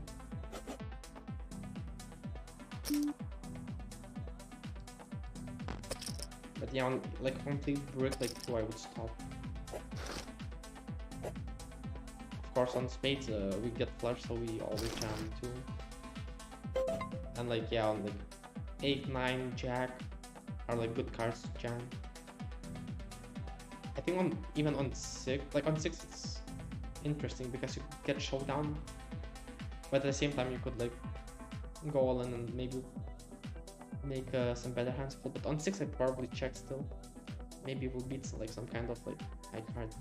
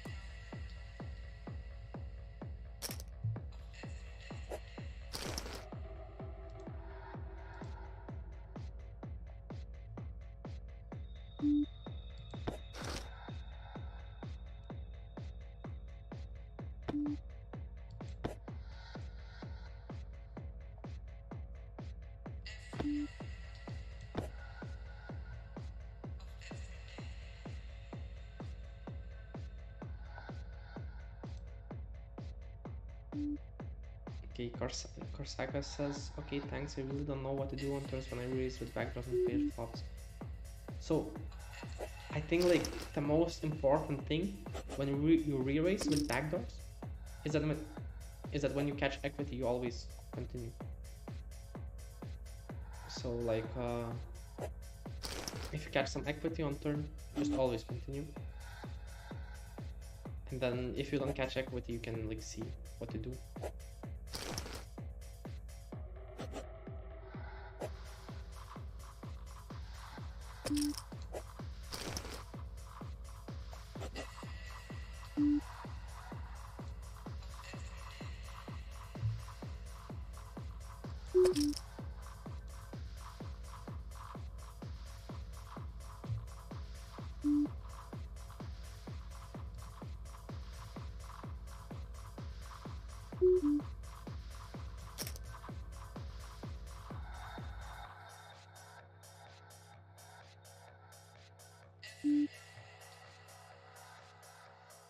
Interesting spot. I think I'll just shove here.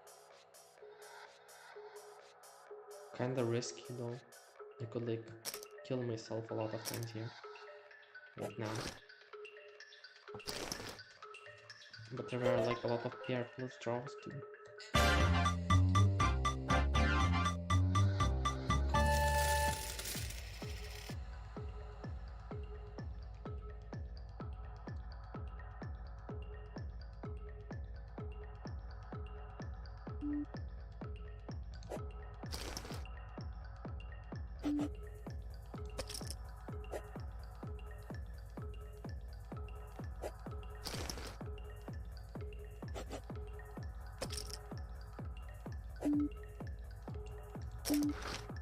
Oh, I hit us straight here. I wonder if I should raise. I think I should raise here.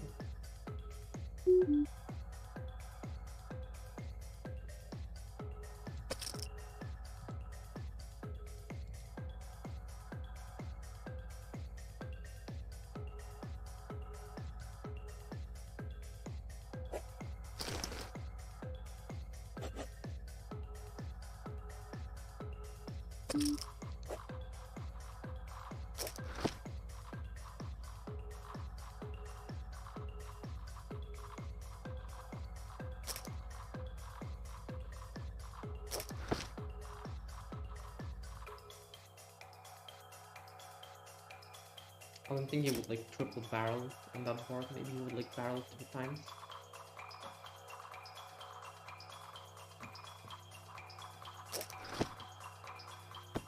No, I could like with Queen Jack there. I can call too.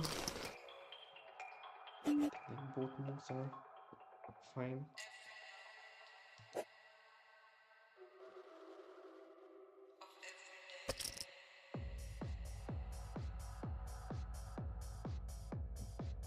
I mean, if your cards are under and you catch a pair, that's an undercard. It's like really important to determine like opponent's range. Does your opponent have like high cards there? Because if he floated with flop with just high cards, then you can just check and try to go to showdown because you'll win against like some of his cards. But if you think like there's nothing you're beating,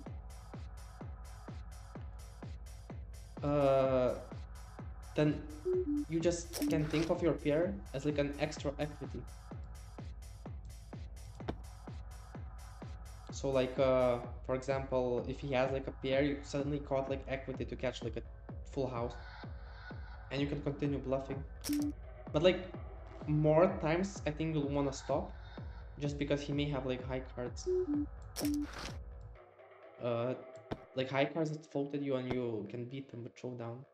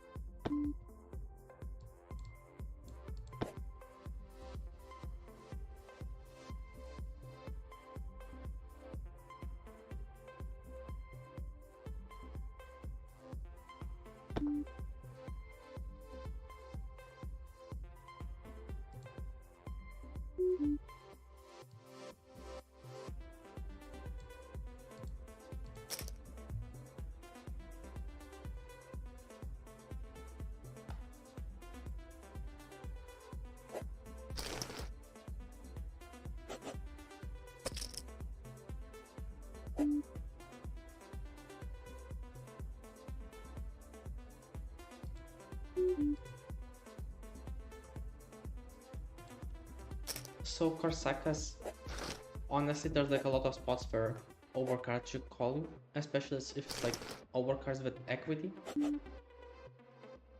So like overcards with backdoor flush draw, overcards with backdoor straight draw, like overcards to all three cards. Actually, a lot of overcards should be calling your re-raises. So I wouldn't like put this range that he doesn't call you with any overcards, because if he doesn't call you with any like high cards, then like it will be like super profitable to just bluff like almost any hand with no equity. But I think like a lot of people will call you with overcards, like at least flop, and they'll see turn if you continue. So there's definitely some like some high cards there.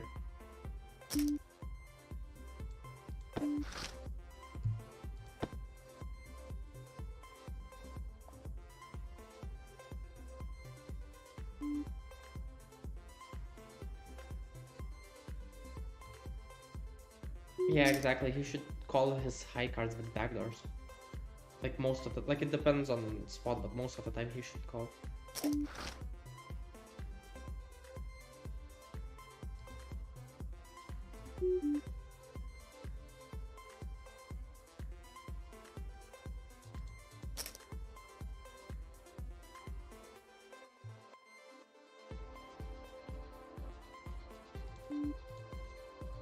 Oh wow. I have like a very strong hand here. I don't think I can fault this. He's like repping really strong range too. He doesn't like have like a lot of raise here, but I just have like very strong two pair. Of course there's like a flush here, which is annoying. He's like very likely to have flush, but I have pot odds to call. Straight, yeah, too.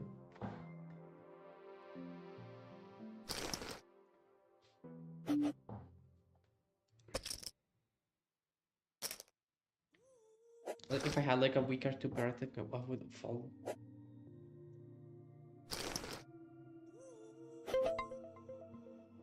But I just got like I rivered king. It was actually really unfortunate river for me because it sealed the deal.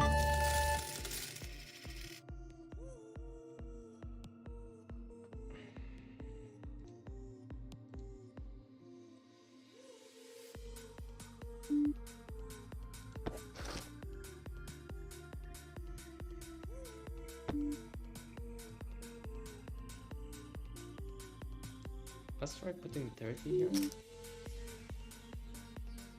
So it looks more like we have 10. Okay, we got a 7. I think I'll just control a little.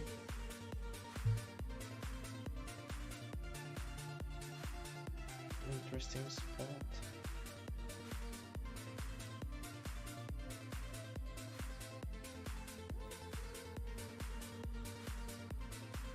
Okay, what is he repping here even? 4? Like, he had some kind of 4, king 4. Check. With some missed flush draws.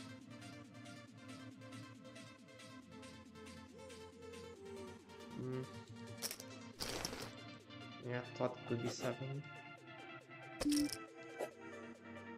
It was very close call for me.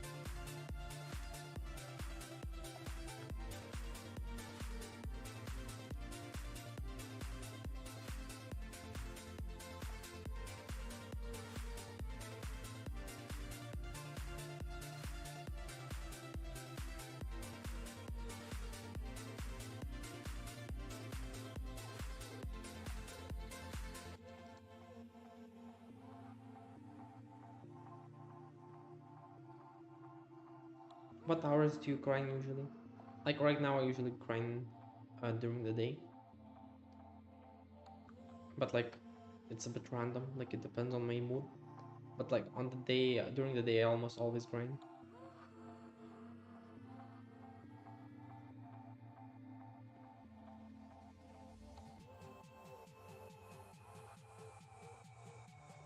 Does weaker to pair changes a lot here? I mean, he's not jamming set here even for valor problem.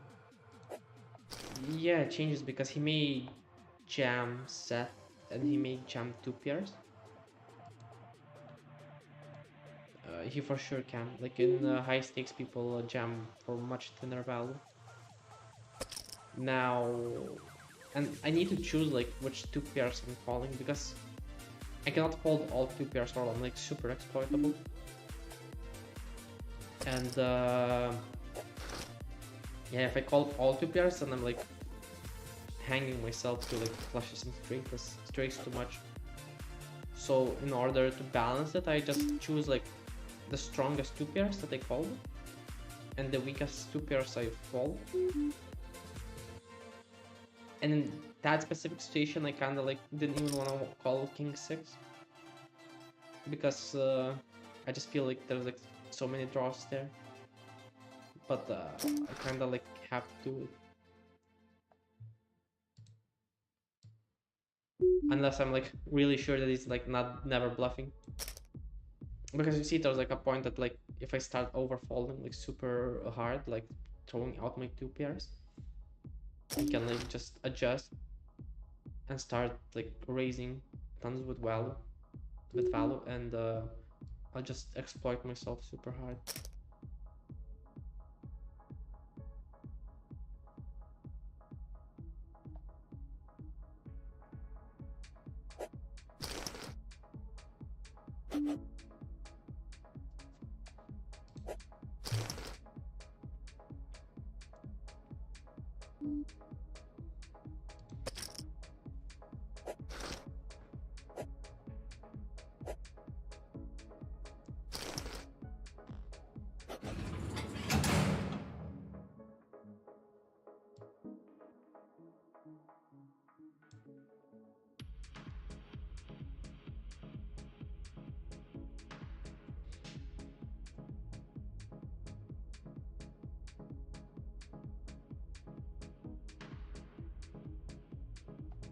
Yeah, it's like usually the field is easier on the night hours, so if you can like play night hours from early morning, like 5 a.m. or so, it's like you'll probably get the best field. But like it really depends on which time zone you live. Like when I was in Thailand, I would play early morning hours. It was like quite nice. But now when I'm like in Europe, like if I played at night, I would need to like sacrifice a lot of like my sleep, or like I have like a shitter sleep schedule. And like in high six, like people are kind of like playing around the clock a lot too. Like there's a lot of people playing at night, so I just don't think it's very worth. But I used to play a lot at nights too, because I would find the field easier there. So like I used to like sometimes I would have like my sleep schedule would be like I would be going to sleep at like 7 in the morning or so. Just because I was like hunting field. But nowadays I like wake up more like in the morning and just grind in the morning. And then I go do something I want with my day, and then I come back, and if I want to grind some more, I may grind in the evening, or maybe I just go do something else.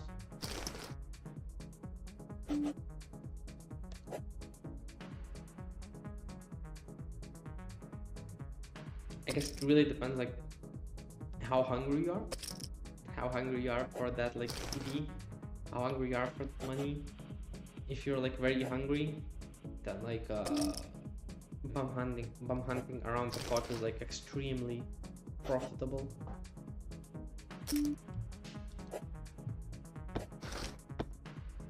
Yeah, but you'll need to sacrifice your sleep schedule for that.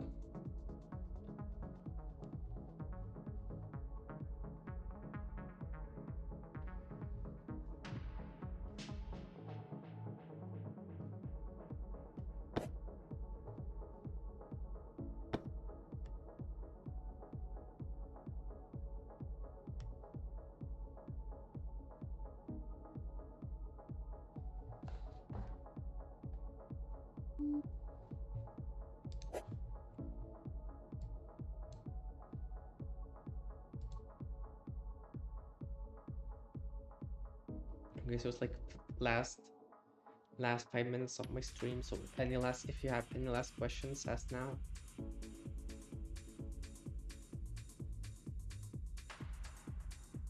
Because I'm ending the stream really soon.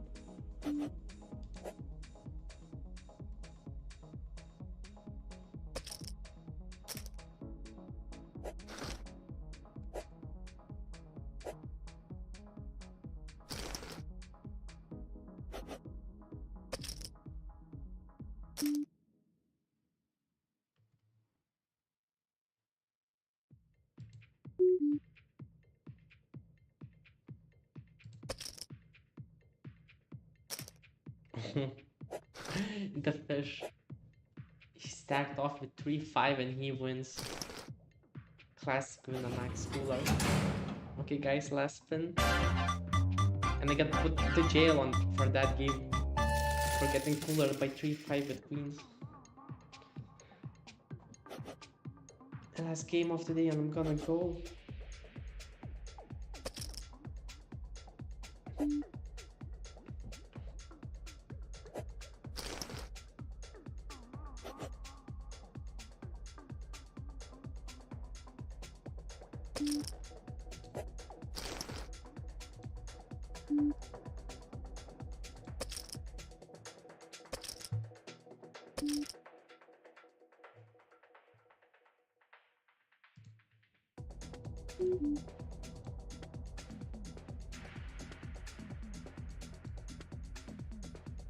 Okay, this call looks strong. But that was strong too.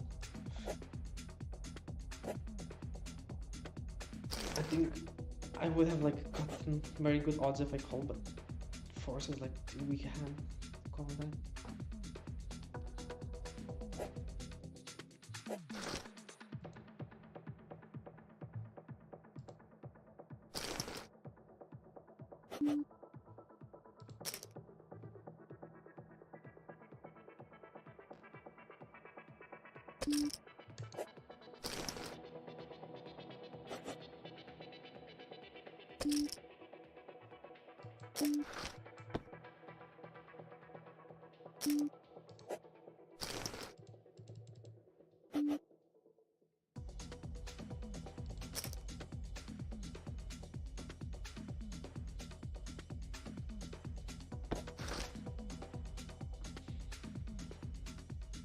Oh, we get the flush draw. I think I'll check flop here. For some control. Now I get like double gutter too. Okay, easy call here. But let's just think sometime.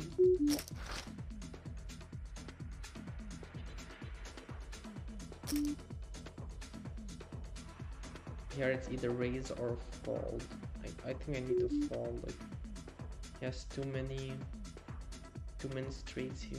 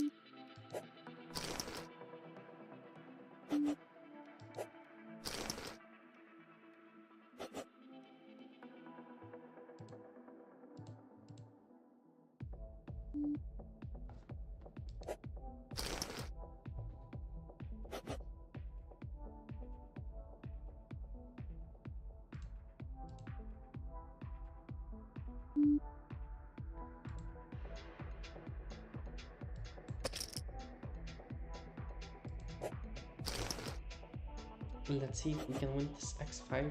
It would be nice to get a win for the last game. Although we'd need to make a very big comeback for that to happen.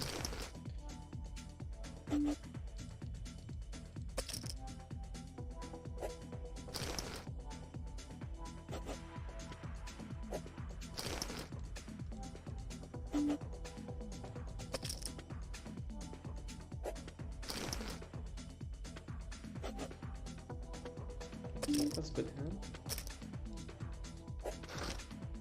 Come on. Haul. Nice. Okay, guys. We're taking this one. I can feel it. Good job.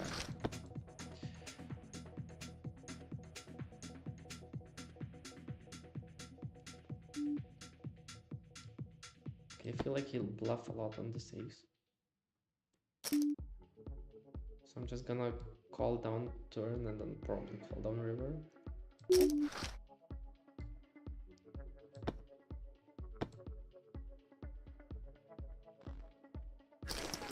Oh, I had queen that he checked, okay. nice flush for me.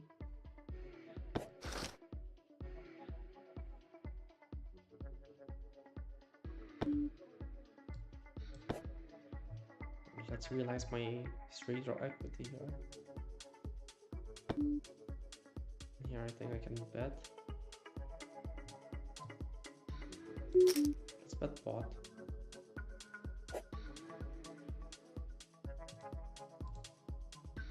Very nice hand.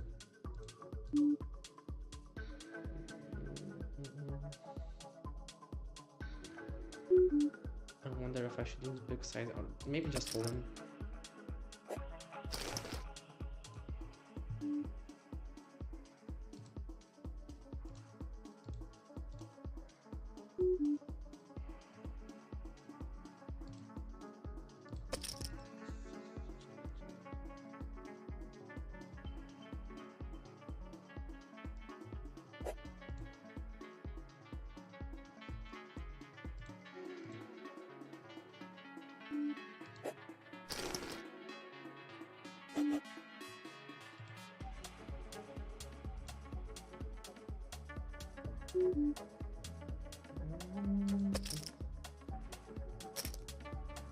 Okay. No. Well, we still have 400 chips, so maybe we'll come back. Although it's gonna be much harder now. We need to win some flips.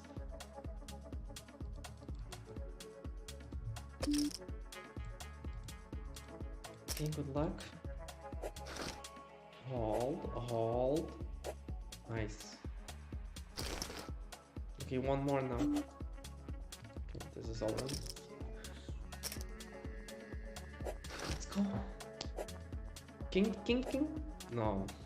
Okay. I don't think we're coming back from that one.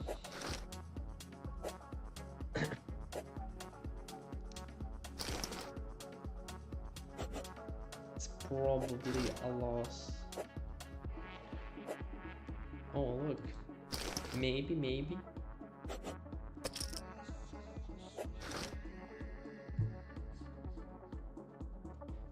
No, it's over. Okay, guys. Unfortunately, but couldn't win. Ended on a win. So, anyways, thank you all for watching. Thank you all for coming here after all this long time.